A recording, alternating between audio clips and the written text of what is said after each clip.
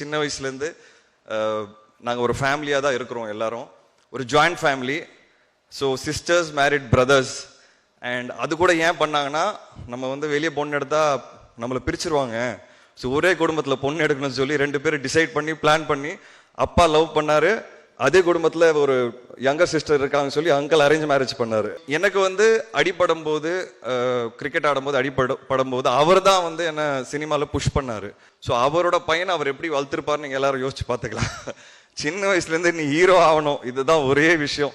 So சின்ன வயசுலேருந்து அவனை பிரெயின் வாஷ் பண்ணி அவன் மைண்டில் எல்லாமே இம்ப்ளான்ட் பண்ணி இதை பண்ண வச்சது என்னோட பெரியப்பா தான்.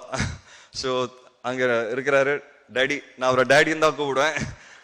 ஆஜோ கம் பா.